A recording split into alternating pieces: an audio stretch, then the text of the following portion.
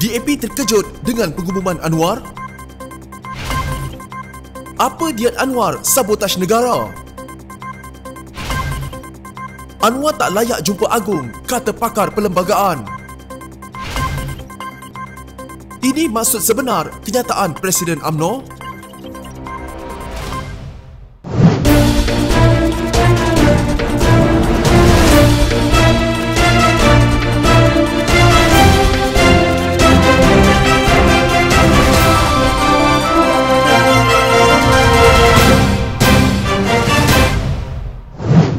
Pengumuman Presiden PKR Anwar Ibrahim yang mendakwa mempunyai sokongan majoriti ahli parlimen untuk membentuk kerajaan baru bukan sahaja mengejutkan lawannya, tapi juga sekutunya. Setiausaha Agung DAP Lim Guan Eng mengatakan bahawa dia diberitahu oleh Anwar mengenai rancangan mengambil alih kerajaan beberapa saat sebelum ahli parlimen Port Dickson itu membuat pengumuman di Hotel Le Méridien di Kuala Lumpur. Guan Eng memberitahu Malaysia Kini bahawa dia ketika itu beranggapan Anwar telah berjaya meyakinkan GPS untuk bergabung dengan Pakatan Harapan. Dia seakan berjaya mendapat sokongan GPS untuk mendukungnya bagi memperoleh majoriti selesa. Dengan GPS, itu harus sekurang-kurangnya 120 MP katanya. Bagaimanapun GPS dengan tegas menolak bahawa ia berpihak kepada Anwar dan menegaskan sokongannya kekal kepada Perdana Menteri Muhyiddin Yassin. Ini bermaksud sekiranya dakwaan Anwar benar, dia telah membuat perjanjian dengan pihak lain dalam Kerajaan Perikatan Nasional. Gambaran itu semakin jelas selepas Presiden UMNO Ahmad Zahid Hamidi mengakui bahawa banyak ahli parlimen dari partinya menyokong Anwar. Zahid juga mendakwa bahawa dia tidak boleh menghalang ahli parlimen UMNO untuk menyokong Anwar. Kenyataan Zahid itu bertentangan dengan pemimpin UMNO lain seperti Timbalan Zahid, Muhammad Hassan dan Setiausaha Agung Barisan Nasional Anwar Musa yang dengan tegas menolak dakwaan Anwar. Guan Eng yang bercakap dengan Malaysia Kini ketika berkempen di Keningau untuk pilihan raya Sabah mengakui bahawa pihaknya tidak dapat membayangkan parti lain selain GPS. Saya hanya ingin mengatakan ini, kami menjangkakan ia adalah GPS. Ketika orang bercakap mengenai pihak lain, itu adalah sesuatu yang tidak dijangka, katanya. Guan Eng mengatakan bahawa komunikasi dengan Anwar pada saat-saat menjelang pengumuman di Kuala Lumpur adalah tidak jelas kerana ketika itu dia berkempen di kawasan di Sandakan Sabah yang mempunyai isyarat telekomunikasi kurang baik. Dia menelpon saya beberapa kali sebelum jam 12 malam dan berjaya menghubungi saya sebelum jam 12 tengah hari. Itulah sebabnya sidang media bermula selepas pukul 12 tengah hari. Sangat sukar untuk mendapatkan isyarat, katanya. Bagaimanapun, Guan Eng mengatakan bahawa mereka tidak dapat menjelaskan secara terperinci kerana isyarat tidak jelas dan tidak selamat. Kami tidak boleh membicarakan perkara sensitif ini melalui telefon. Saya fikir kami harus kembali dan berbincang dengannya, katanya. Anwar mengatakan bahawa kerajaan baru jika dibentuk akan menjadi majoriti Melayu Muslim yang akan melindungi masyarakat minoriti. Guan Eng mengatakan bahawa dia tidak mempunyai masalah dengan perkara itu selagi kerajaan yang ditubuhkan berdaya saing, bersih, adil, demokratik, telus dan menjaga hak semua masyarakat. Namun Guan Eng mengatakan bahawa dia perlu mendapatkan lebih banyak perincian terlebih dahulu. Bagaimana saya harus beri respons jika saya sendiri tidak mempunyai perincian, katanya. Guan Eng berkata keutamaan sekarang adalah memenangi pilihan raya Sabah. Tidak lama selepas pengumuman Anwar, Amanah tampil menyatakan sokongan penuh, tetapi DAP lebih berhati-hati dengan menyatakan bahawa ia bersedia untuk menyokong Anwar sekiranya dia dapat memperoleh majoriti yang diperlukan seperti yang didakwa. DAP telah lama melobi GPS yang mempunyai 18 anggota parlimen untuk meraih sokongan mereka dalam usaha untuk mendapatkan kembali kuasa di Putrajaya. Kerajaan Pakatan Harapan runtuh pada akhir Februari setelah Muhyiddin menarik Bersatu keluar dari gabungan itu untuk membentuk Kerajaan Perikatan Nasional. DAP bahkan mencadangkan Presiden Warisan Syafiee Apdal sebagai alternatif kepada Anwar sebagai calon Perdana Menteri dan percaya bahawa Syafiee sebagai pemimpin dari Malaysia Timur dapat lebih meyakinkan GPS, parti yang berpusat di Sarawak. Ironinya, GPS dengan tegas menolak untuk menjadi sebahagian daripada gabungan yang melibatkan DAP. Namun tidak jelas apakah gabungan baru yang disebutkan oleh Anwar akan merangkumi Warisan. Anwar juga mengesahkan bahawa sokongan yang diterimanya belum termasuk Dr. Mahathir Mohamad dan pemimpin Parti Pejuang Tanah Air. Adakah pengumuman Presiden PKR Datuk Seri Anwar Ibrahim kononnya berjaya mendapat sokongan majoriti ahli parlimen membentuk kerajaan baru semalam muslihat untuk sabotaj usaha Kerajaan Perikatan Nasional memulihkan ekonomi? Malah persoalan timbul, adakah usaha Perikatan Nasional dalam memulihkan ekonomi ketika kegawatan dan kemelesetan melanda sebenarnya tidak disenangi Anwar? Itu soalan secara sinis Timbalan Menteri Wilayah Persekutuan Datuk Seri Dr. Santara Kumar. Pada September tahun lepas, FTSE Russell memutuskan untuk terus kekalkan bond Malaysia dalam senarai indeks bond kerajaan dunia atau WGBI. Akan tetapi perlu diingat, Malaysia masih kekal dalam senarai pemerhatian dan berpotensi akan diturunkan penarafannya sekiranya tiada perubahan dasar bagi memperbaiki tahap accessibility pasaran dilakukan kerajaan Malaysia. Keputusan sama ada Malaysia akan kekal ataupun disingkirkan daripada indeks bond dunia tahun depan akan dilakukan oleh FTSE Russell hari ini. Kerana itu juga Perdana Menteri Tan Sri Muhyiddin Yassin mengumumkan Bantuan Perkhidmatan Nasional 2.0 atau BPN 2.0 dengan peruntukan hampir 7 bilion ringgit semalam. Jadi timbul persoalan, adakah ini satu cubaan sabotaj dari Anwar memandangkan ketika ini Kerajaan Perikatan Nasional sedang memulihkan ekonomi by all means? Soal santara sinis. Ahli Parlimen Segabat itu menjelaskan pengumuman pakej rangsangan ekonomi BPN 2.0 semalam diadakan semalam untuk mempengaruhi sentimen pasaran menjelang keputusan FTSE Russell menentukan sama ada untuk mengekalkan bond Malaysia dalam indeks bond kerajaan dunia ataupun tidak hari ini. Apa yang dikecapi oleh Anwar berikutan pengumumannya semalam? Adakah dia baru sedar dan selama ini terlena? Pelik juga bila saya fikir semua ini. Pengumuman semalam tidak memanfaatkan Anwar sedikit pun, tetapi telah menjejaskan sentimen pelabur dan pasaran saham kita. Edmund merujuk kepada indeks KLCI yang jatuh sehingga 0.08% semalam dan juga jumlah kaunter rugi yang lebih daripada kaunter mencatat keuntungan sebagai bukti impak negatif pengumuman Anwar semalam. Malaysia berhadapan risiko pengeluaran dana berjumlah sekitar 6 hingga 8 bilion American dollar bersamaan 24 hingga 33 bilion ringgit jika sekiranya FTSE Russell mengeluarkan Malaysia daripada indeks bond dunia. Kerana senario pasarannya yang lemah, Malaysia bakal hilang dana sebanyak 33 bilion ringgit. Selain itu, kadar yield akan naik kerana ini akan meningkatkan kadar pembayaran hutang. Apabila kadar pembayaran hutang meningkat, kerajaan akan mula mengalami kekurangan wang, akan melemahkan mata wang negara kita, katanya. Santara secara sinis juga mengucapkan terima kasih kepada Anwar kerana berjaya mewujudkan isu serius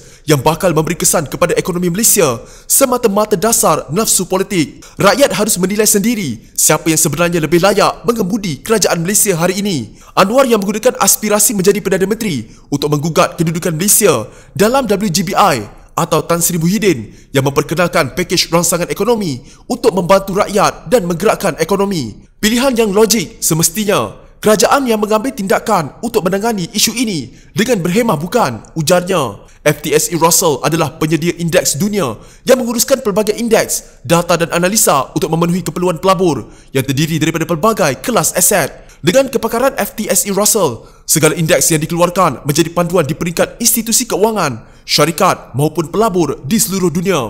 Turut membuat kenyataan sama Presiden MCA, Datuk Seri Wee Ka Siong yang mendakwa Datuk Seri Anwar Ibrahim cuba mensabotase negara dengan membuat pengumuman kononnya beliau mendapat majoriti kukuh untuk membentuk kerajaan persekutuan. Katanya ini dibuktikan dengan kedudukan indeks FBM KLCI jatuh 10.5 mata. Sebaik saja pengerusi Pakatan Harapan itu mengumumkan memperolehi sokongan dengan majoriti lebih banyak dari ahli-ahli parlimen. Pengumuman Anwar untuk membentuk kerajaan dilihat seolah mensabotase negara yang ketika ini sedang sibuk meyakinkan pelabur untuk memulihkan semula ekonomi negara. Beliau kembali menggunakan taktik lamanya. Dulu, dia juga pernah mendakwa kononnya mendapat sokongan 30 ahli parlimen dan akan ke Putrajaya pada 16 September 2008. Namun tiada apa berlaku. Ketika bercakap kepada pemberita tengah hari tadi pun, beliau dilihat mengelak daripada menyentuh mengenai jumlah nombor atau bilangan ahli parlimen yang bersama dengannya, katanya. Hanya Perdana Menteri Muhyiddin Yassin yang layak menghadap Yang di-Pertuan Agong bagi menyatakan kedudukan semasa sama ada beliau masih mempunyai kepercayaan majoriti atau sebaliknya di Parlimen, kata pakar perlembagaan Profesor Dr. Syamrahayu Abdul Aziz. Sehubungan itu katanya, tindakan Presiden PKR Anwar Ibrahim yang mahu menghadap Al-Sultan Abdullah Riayatuddin Al-Mustafa Billah Shah bagi mempersembahkan sokongan majoriti seperti didakwa telah mengelirukan orang ramai mengenai peranan Seri Paduka Baginda. Orang ramai jangan keliru kerana Anwar bukan Perdana Menteri, katanya seperti dipetik Sinar Harian. Dr. Syamrahayu berkata, sekiranya Anwar memiliki akuan bersumpah atau SD daripada anggota parlimen sekalipun, ia tidak boleh dibawa kepada Baginda kerana jawatan Perdana Menteri masih belum dikosongkan. Kalau ada akuan bersumpah atau SD pun tidak boleh bawa kepada Seri Paduka kerana jawatan Perdana Menteri itu tidak kosong. Maknanya Anwar tidak perlu persembahkan kepada Agong. Apa yang perlu Anwar buat? beritahu kepada Muhyiddin tentang keadaan kepercayaan kepada beliau sebagai Perdana Menteri dan barulah Muhyiddin boleh menghadap Yang di-Pertuan Agong untuk letak jawatan atau meminta untuk dibubarkan Dewan, katanya. Dr. Syam Rahayu berkata, Seri Paduka tidak berperanan dalam menentukan siapa yang memiliki atau hilang kepercayaan majoriti dalam keadaan tiada kekosongan jawatan Perdana Menteri. Beliau berkata, sekiranya berlaku kekosongan jawatan Perdana Menteri, Yang di-Pertuan Agong mempunyai kuasa untuk menentukan siapa ahli parlimen yang mempunyai kepercayaan majoriti dalam Dewan. Kalau dulu Tun Dr. Mahathir Mohamad ialah Perdana Menteri, sebab itu Agong berkenan untuk Tun Mahathir menghadap Seri Paduka. Kalau tidak, semua orang boleh cakap dia ada majoriti dan mahu menghadap Yang di-Pertuan Agong untuk jadi Perdana Menteri, katanya. Mengulas lanjut, beliau berkata, Anwar perlu menggunakan sistem saluran demokrasi iaitu Dewan Rakyat melalui usul undi tidak percaya terhadap Muhyiddin bagi membuktikan anggota Parlimen Paguh itu telah hilang kepercayaan majoriti. Mengikut perkara 43/4 Perlembagaan Persekutuan, katanya, jika Perdana Menteri tidak lagi mendapat kepercayaan majoriti ahli Dewan Rakyat, maka Perdana Menteri hendaklah meletakkan jawatan Jemaah Menteri,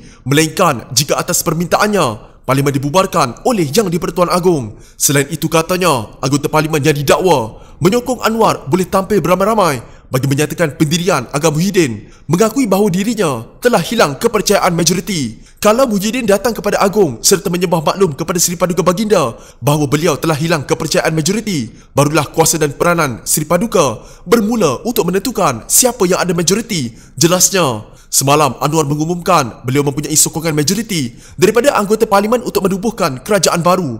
Anwar berkata butiran mengenainya akan hanya diberikan selepas menghadap Yang di-Pertuan Agong. Katanya dia telah diperkenankan untuk menghadap Seri Paduka pada Selasa lalu, tetapi terpaksa ditangguhkan selepas Baginda dimasukkan di Institut Jantung Negara IJN.